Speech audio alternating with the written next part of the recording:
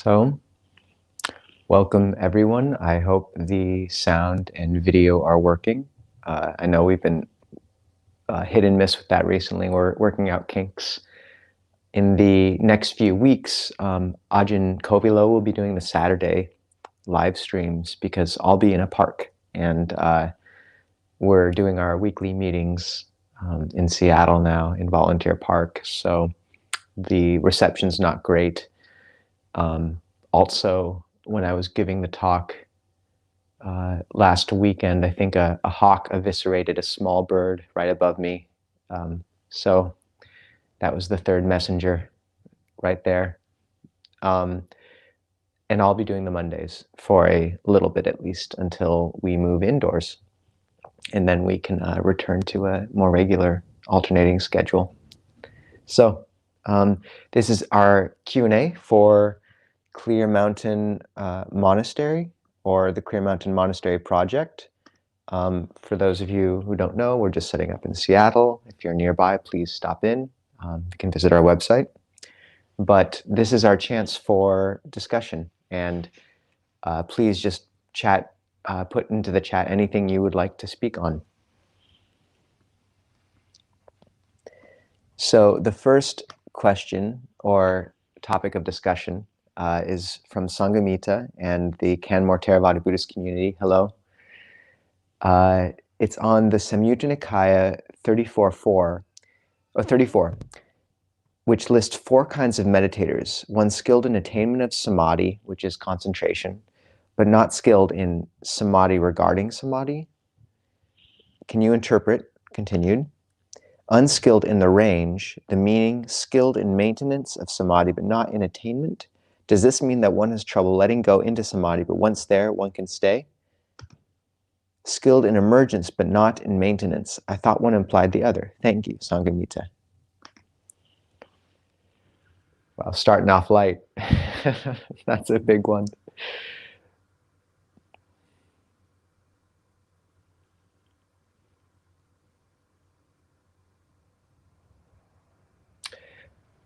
I don't know that sutta well. Actually, I think it rings some vague bell. For those of you who have the chance to read through the Sutta Pitaka at some point, it's worth doing. That's the sort of all the discourses. And Ajahn, I respect, recommends doing it 3 times before people ordain. And you stumble across all these gems, but also you sort of pass over many things, and then someone brings them up and it sort of rings a bell, but not terribly. So this is interesting. To be able to give a more worthy few sentences to the question, I think I would have to see the Pali and also think about it for a while, probably. So maybe I'll try to look that sutta up and bring it up next week as well. What it does bring up for me is the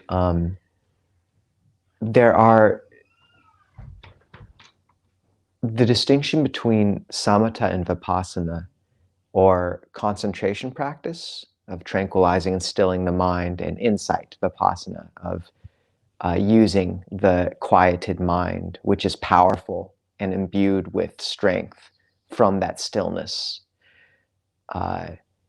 These 2 aspects are frequently held in opposition, and they appear in opposition sometimes in the suttas as well, or as complementary. The relationship I really love, the image of that relationship between a still mind and the ability of the still mind to see clearly, is one, I think Ajahn Lee gave it, where you imagine being on a train, and if you're moving really quickly, you can barely see the figures, but when it stops, you can finally see things clearly. And Ajahn Jayasaro says that a useful shorthand for samatha and vipassana might just be stop and look. So a useful shorthand for concentration and insight is just stop and look. So what caught my eye in that sutta, not knowing much about that sutta is this idea of maintaining and emerging from samadhi. Because in the suttas, it's very clear that any one of the jhanas, which are these states of calm spoken of frequently, can serve as a basis for liberation, for complete awakening. Frequently, how that's portrayed is one enters into that state and then contemplates that state from within it, at least in some of them, or after stepping out slightly. And there's a very interesting image. I think some of you will be familiar with the 4 analogies the Buddha gives for the jhanas. They're of a bathman's apprentice kneading water into a ball of bath powder until it's soaked. And just so the meditator pervades this body with rapture and pleasure born of seclusion. So that's can be correlated to the use of images in breath meditation, such as light streaming in through the head and moving down into the body with the breath, or dividing one's body into 3 chambers and imagining a ball of light expanding and contracting with the breath at the upper chamber, from the head up, from the middle chamber and down near the diaphragm, and then expanding completely and encompassing the whole body with awareness, but focused also at one point. Or imagining those 3 chambers, but with the breath as a white mist coming in and out. And this is the massaging of those bathman's apprentice's hands, massaging that rapture into the body. It's an applied perception, and it's active, and it pervades the body with that nutritive energy. Anyways, the analogies progress into states of more and more stillness. But there's one sutta which speaks of a 5th analogy, which is rarely mentioned. And what it is it's one man standing over another that is lying down, looking at that lying down man. It's a simple image, and yet what it conveys to me is exactly what's spoken of so frequently in the discourses around emerging from a state of calm and then seeing the state of calm, or even within that state of calm, getting a little bit of distance from the mind and then looking at that and gaining insight into the conditioned, constructed nature of that state. So for me, that might have something to do with this maintenance of calm versus emerging from calm, maintenance of samadhi versus emerging from samadhi.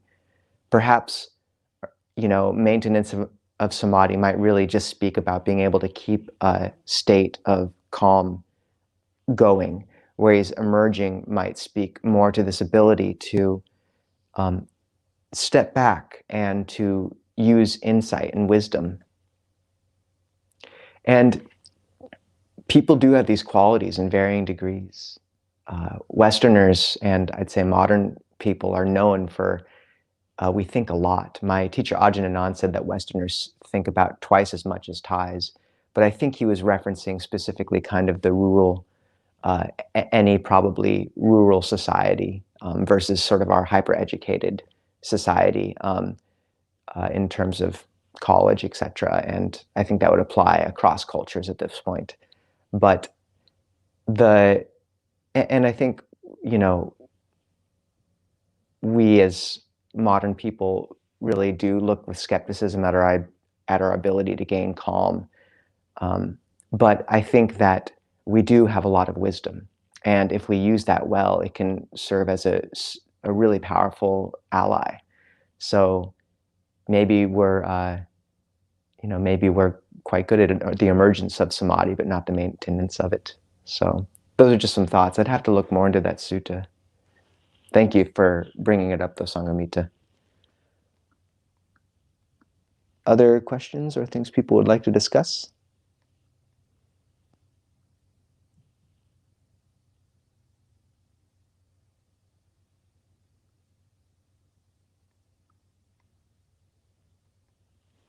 Feel free to bring up anything.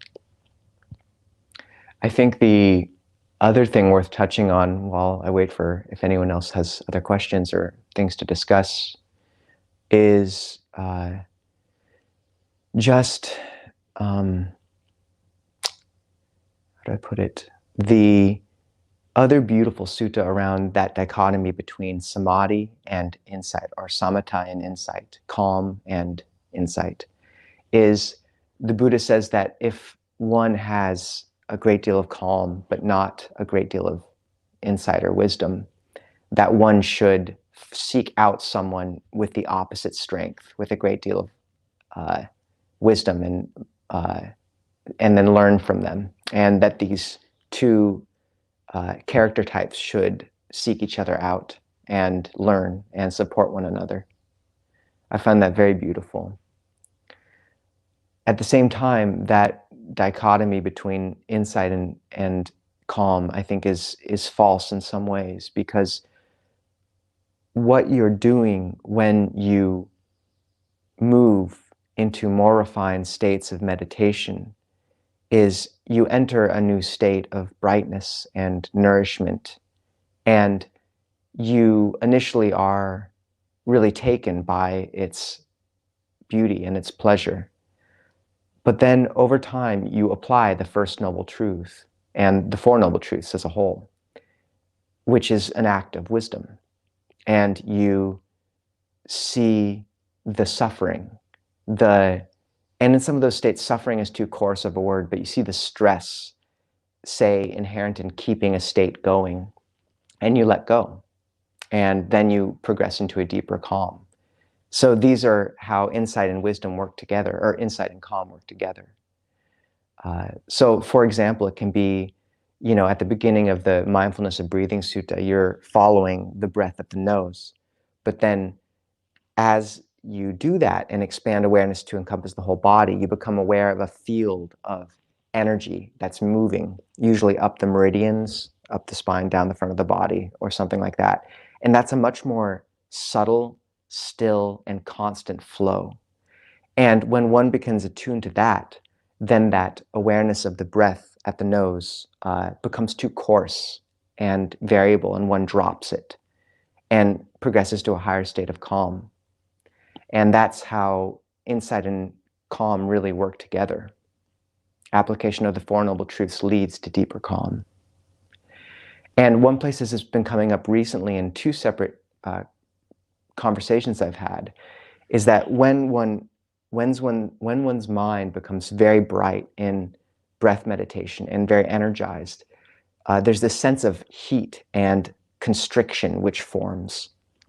And my sense of one of the reasons that can happen is that when one is doing breath meditation in that way, what you're doing is following or tuning into the four elements, which in the Buddhist conception are these four modes of feeling, basically. The movement of the breath energy, the sense of solidity, the body, the sense of cohesiveness, and that's water, and then heat, fire. But when the mind becomes very bright and calm, those four elements are almost too constricting and coarse for it. There's too much dukkha, there's stress inherent in that. And so it's very interesting that in other places in the suttas, the Buddha gives a list of 6 elements, and he adds on consciousness and space. And I find that when the mind has that sort of high frequency, there's this residual perception we have of the body as just this physical form, this mantle of clay. But the mind is so bright, it wants to move. It's a higher frequency at that point. And so I think that's when one can recollect those 2 additional elements of space and consciousness and allow that residual perception of the body as this very constrained frame to fade, and instead conceive of the awareness as a large bubble that sort of extends quite a ways. And it will, if the mind's that bright, it'll have expanded quite a lot. Generally, the awareness will also have risen, so sort of maybe around the diaphragm up to above the head. And so one can experiment. If one feels really kind of hot and the mind is just feeling constricted after gaining calm, experiment with putting your awareness up above your head, or imagining the whole universe breathing is one way to think about it. But basically what you're doing is you're tuning into these two other elements of space and consciousness. So that's one instance of perceiving dukkha, suffering, within a meditative stage, and perceiving that and perceiving what one is doing to keep it going. Namely, in this case, that residual perception of the body as just this form, letting go of that. And that's what allows a deeper state of calm and brightness and lucidity to manifest.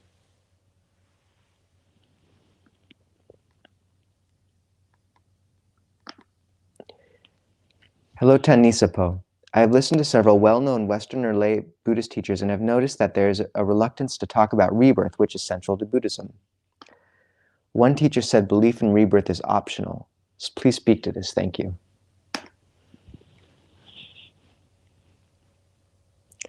Thank you, no identity. Your username is appropriate for a Buddhist chat.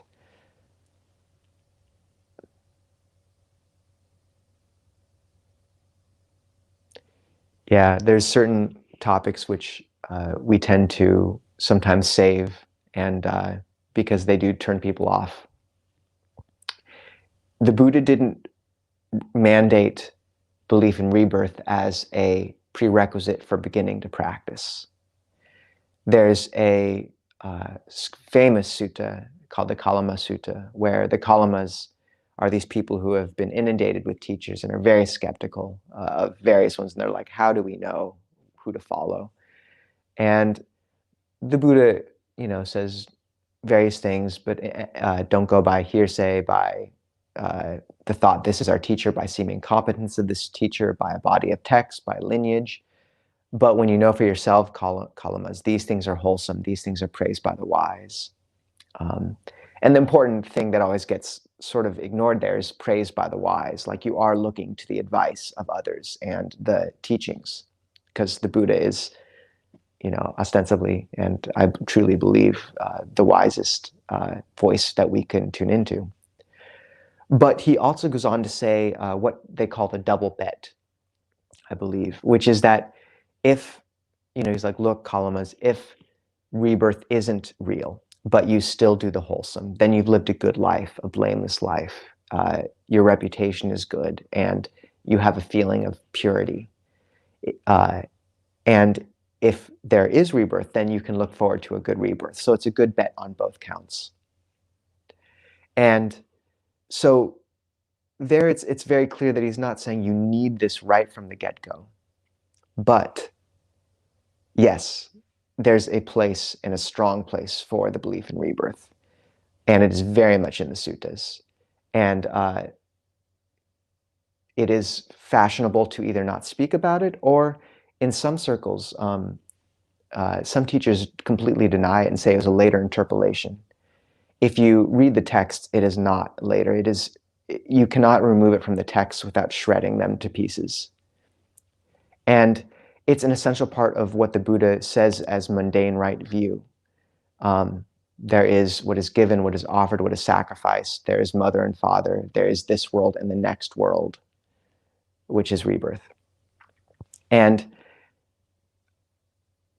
transcendent right view is just the Four Noble Truths. This is stress. This is the cause of stress. This is the cessation. This is the path. So on one level, yes, you can apply those transcendent right view all the time, regardless of a belief in rebirth. And yet, the belief in rebirth is part of the Buddha's, handful of leaves, because it's an extremely powerful motivator to really believe that after death, our awareness moves on, or our karma moves on, and it turns morality and our practice into something of utmost importance, because the places we can fall and the states we can come to are brutal. The human rebirth, however difficult it is considered a very blessed one. It's compared to a tree giving shade, whereas the lower realms, like the animals realm, is compared to a cesspit, because you're constantly afraid to be eaten or something like that.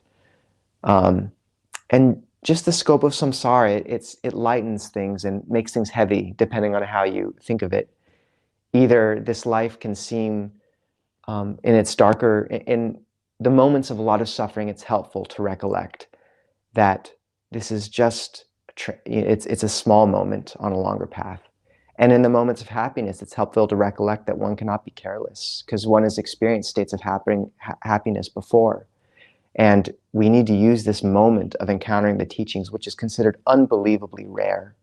The Buddha compares it to, he says, if there was a blind turtle in the ocean and a small hoop of wood about the size of a hand, and every 1,000 years that blind turtle came up, your rebirth as a human would happen as often as that turtle randomly putting its head through that hoop in the middle of the great ocean. So do not be careless, is what it's saying.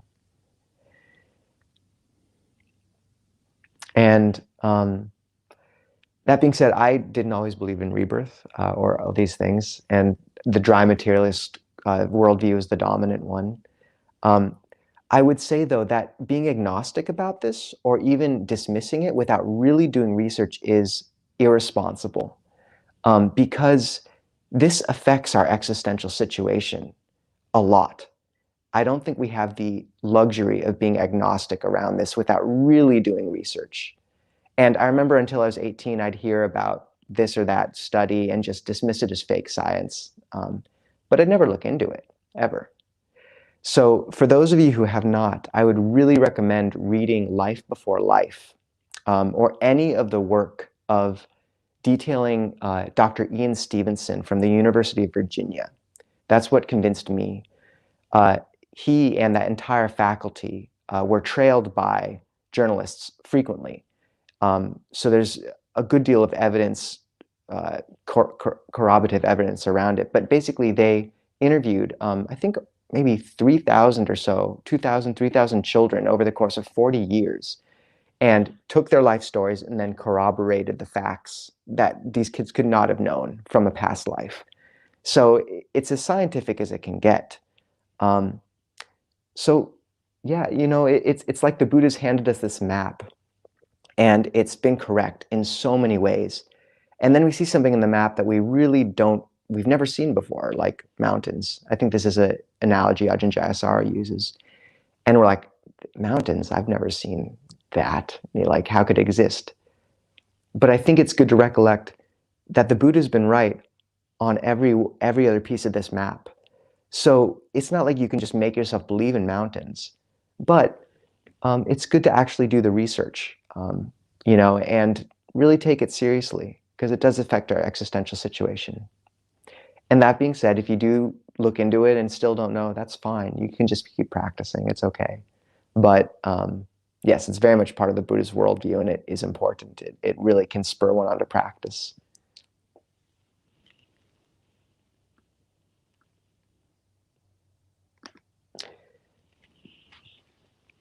Sujata asks, yesterday Ajahn Yaniko said he tried letting go of the patterns of anger by not letting it arise.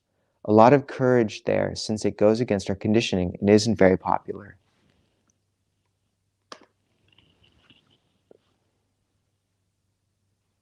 Yeah, I think that it comes down a bit to a distinction between repression and suppression. Repression is where you ignore and don't acknowledge something. And that is a big problem. Suppression is, the suttas give 7 means for abandoning defilement in the Sabbasava Sutta, Majjhima Nikaya 2.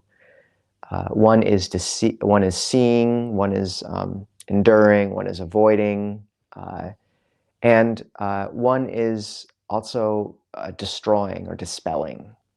And there's an analogy of, just as a strong man would crush a weak man, Ajahn Amaro says you can just think of that as that firm no, closing the door, and you can even use that image of closing a door. If the thought comes up, just you can think of it. And I think that's really helpful sometimes with especially things that are very dangerous thoughts that will grab us, or things that we really just need to draw the line. So I think it can be helpful then. That being said, it can also be very difficult with Westerners. We're already so self-critical and brutal to ourselves that I think there is a lot to be said for other ways of dealing with negative mind states. One of my favorites is to welcome a mind state in the sense of imagine it, and realize, really look at how that conditioning or mind state came to be in your life. Say, I've used this analogy before, but say that you grew up in a family of a large family and with an angry father, and your job was to, as far as you knew it, was to diffuse tension by playing the clown. And now you're an adult and you find you always make jokes when you shouldn't, and no one takes you seriously, you feel, and it's become this deep source of suffering because it's this deeply embedded personality. So instead of just berating yourself or trying to force yourself otherwise to do otherwise, you can welcome in that personality as an image and say, thank you for helping me survive. Because so many of our sankharas, the Buddhist word for conditioned formation, our programs, our personalities, our habits, so many of them were just ways we've used to survive. And thank them for that, acknowledge that. And then you can say, I don't need you anymore, I'm okay. But before you do that, you give it some tea and you acknowledge what it's done. And then you put it on the shelf. So I find that, I know Ajahn Sucitto says that self-compassion is an understanding of our conditionality. And I think there's a lot of wisdom in that. When we see how we became how we are, it's hard not to have compassion. I think almost behind every neurosis and defilement, there's a wound. And I think we all have that experience of learning the backstory of someone who has bothered us for years, and learning why they've been like that, what brutal thing happened to them, and just being like, oh God, of course. So that's the power of the First Noble Truth, is that when you see that suffering, it's the entry point into compassion. And understanding one's own conditionality in that light allows one to feel great compassion for oneself, and also to move past some things. So I think cutting stuff off can work. I think it's important to do at some levels. We use something called adhitthana or determinations in Buddhist practice, especially in monastic circles. So that's where you just cut something. I will not drink for these next 3 months, Today I will not utter harsh words, etc. And there's a place for that. That being said, you can't always keep a mind state from arising, and I think acknowledging that's important. But yeah, I think there's a place for it too. And using the image of a door slamming shut, Ajahn Amro's advice on that was very good.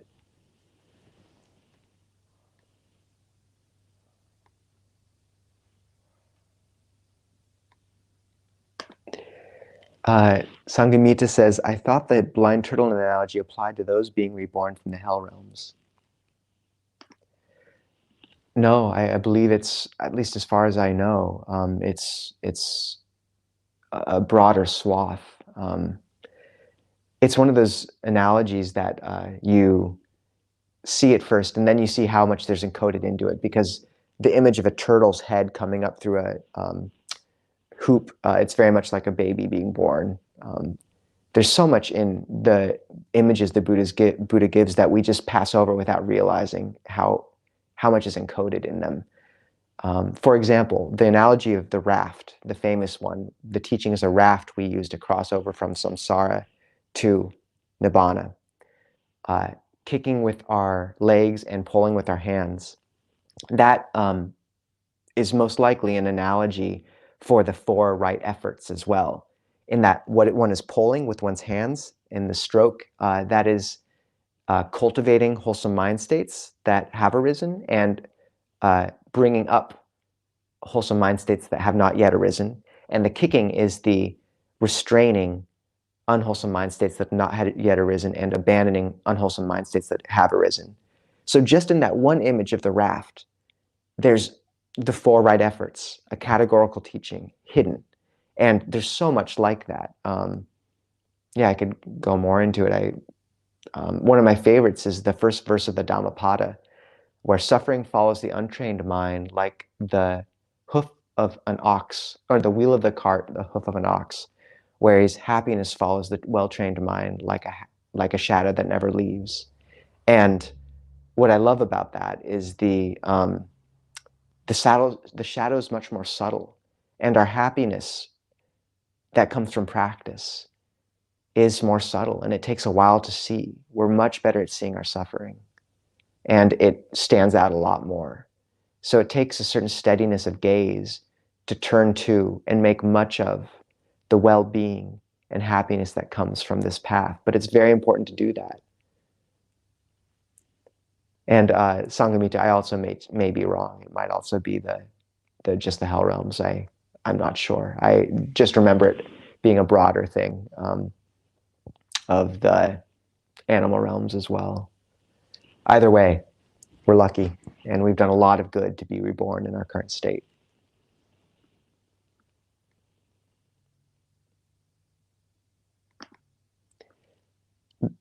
Don says, opinion on labeling thoughts as positive or negative. Can it be more damaging labeling them as such, or just notice thinking when thoughts arise?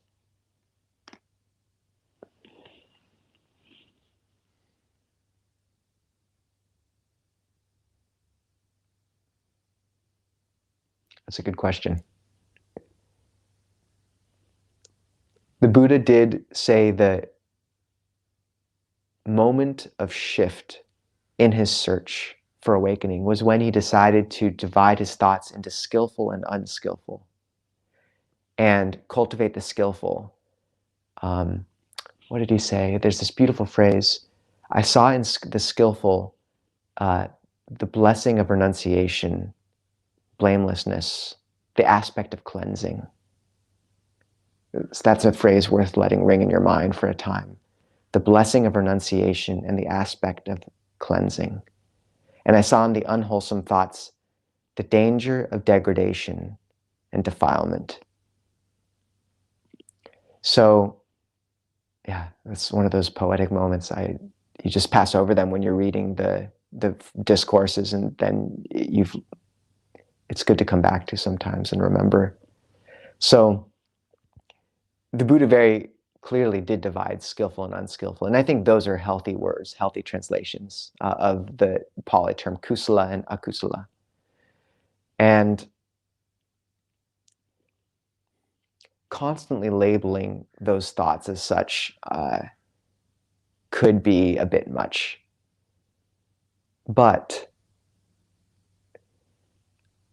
and I think when we look on those thoughts that come up with awareness, you do just begin to get a taste for their flavor. It doesn't always have to be a label. But you do see, in meditation, when that sensual fantasy comes up again. You've watched that movie before a lot already, and you know it's sort of sticky feel. It's like eating too much sugar. It's not going to fill you up. You know that it's going to be a waste of the next 5 minutes of your meditation. So it's okay then to be like, that's unskillful. I'm going to go this other way. But also to acknowledge, Ajahn Chah said that 80% of the practice is knowing we should let go of something and not being able to. And sometimes it really takes a long time of repeatedly getting burned to let go, and to have compassion for that process too. But not to let that be a cop-out. And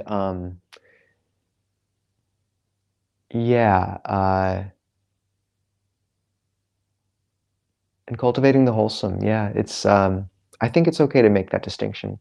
But it doesn't have to be kind of explicit and overbearing, I think. I hope that was an all right way of speaking to it.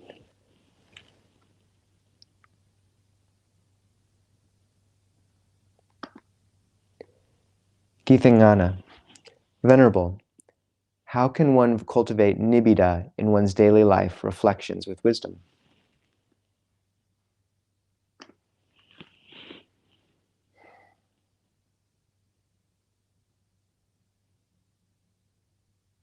So the term nibida is disenchantment.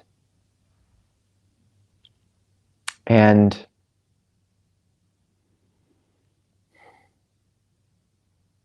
I think there's two ways of I could speak to it. One is that, the Buddha spoke of what's called the gratification triad, which is you see the attraction of something, you see its drawback, and you see the escape. And what I think that means is really, seeing, say, in a state of anger, the feeling, the rush of self-righteousness, that's the attraction. And then, you see what it does to you and what it does to your relationships, and that's the drawback. And the escape is the putting down, the nibida, the disenchantment with it.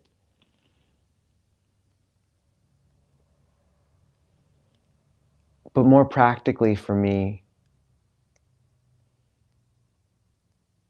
it just really came from really cultivating a strong practice of meditation and all the aspects of the path.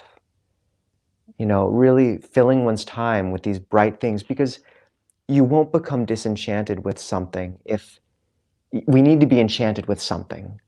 We hunger for pleasure, for joy, for magic of some kind. And if the only source of that enchantment is the relationship is not that good for you, or the movie, or whatever, then your heart will turn to that. How could it not? How could you expect otherwise of it? So much of what we're doing in this practice is really cultivating a robust replacement. We're trying to become enchanted with our own potential as human beings, with this path, with the field of blessings, which this teaching represents. So one should try to enchant oneself with that, not in the sense of, without wisdom, but, surround oneself with beautiful friends who practice as well. Spend one's time giving. Create a beautiful shrine in your house, a room. Bow. Take seriously the modes with which we can bring magic to this path and enchant ourselves with it.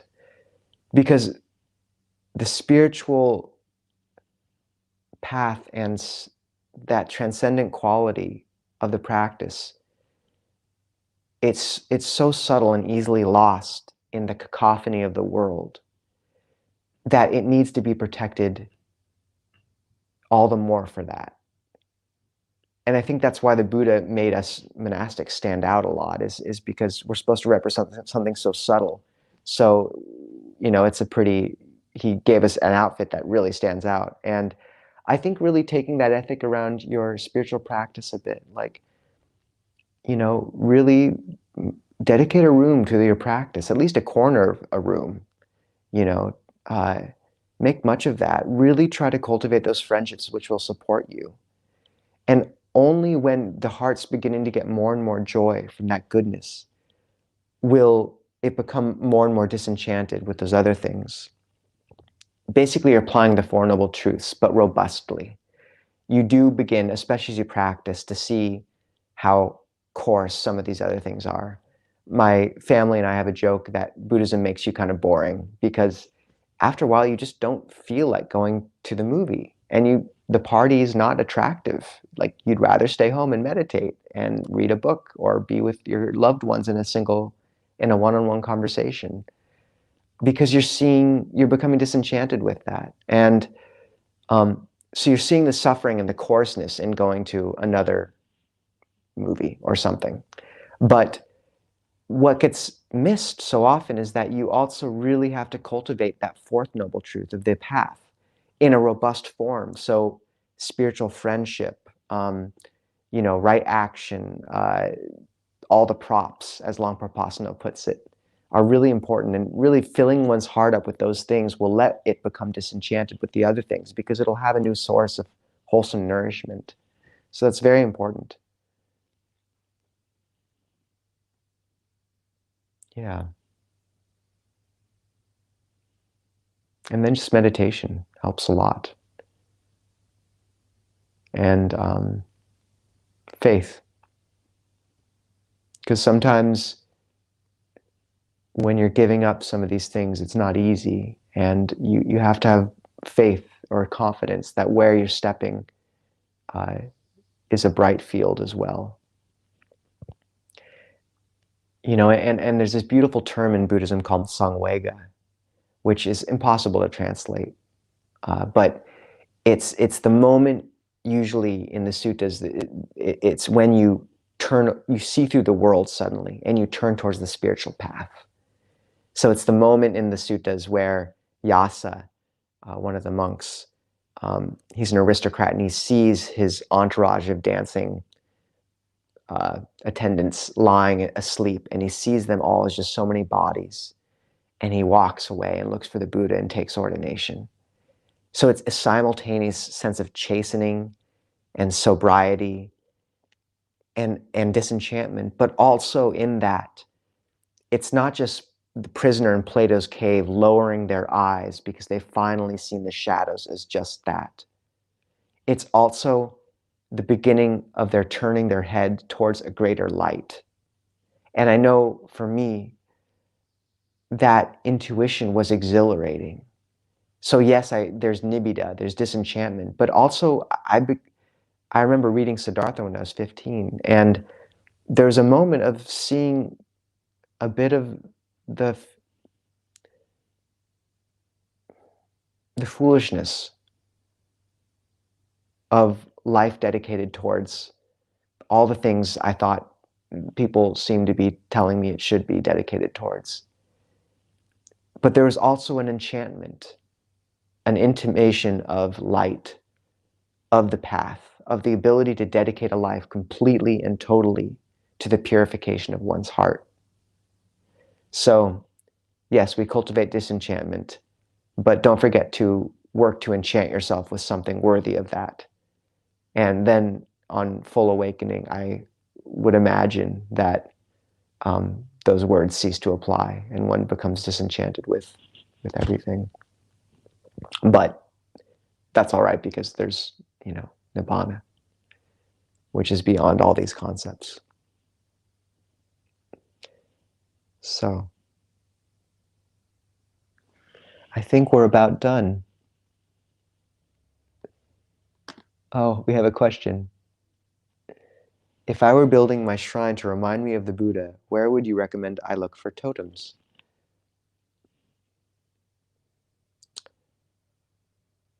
I'm not sure either. I think that would be a fun exploration, though. You could go, that's a good shopping trip to take. So there must be some good stores here and there online, but um,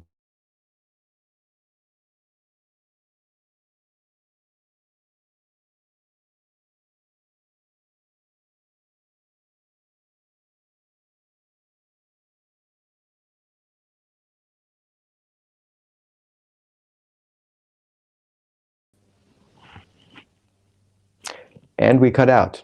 So I think that might be our cue. Anyways, I hope everyone is well. One thing you can do for a shrine is print out pictures of your teachers who you are meaningful to you. So I have a picture of Ajahn Pasano, Ajahn Anan, Ajahn Chah, Ajahn Mun. I had a lot more, but I just couldn't carry them. Like, there was just too many. So I had to narrow it down. But print out pictures and frame them. If you're going to pour some resources and a love of beauty into anything, it should be a shrine in a room. It makes a big difference. And then putting, for the Theravada, it can be a little harder because we don't have quite as many things going on. So I think the full wisdom set, the publications of the Digha Nikaya, the Big Bodhi translations, the Digha Nikaya, the Majjhima Nikaya, the Samyutta, the Anguttara, the Guttaka, the the Sutta Pitaka. I've seen some beautiful shrines that have those on the table as well. So that's something. And then every morning before you wake up, you bow. Or right after you wake up, you bow. And every evening before you go to sleep, you bow. And that will change your day. So, okay, everyone take care. Yeah, and be well. Stay safe. And on Saturday at 10 a.m., Ajahn Kovila will be speaking. So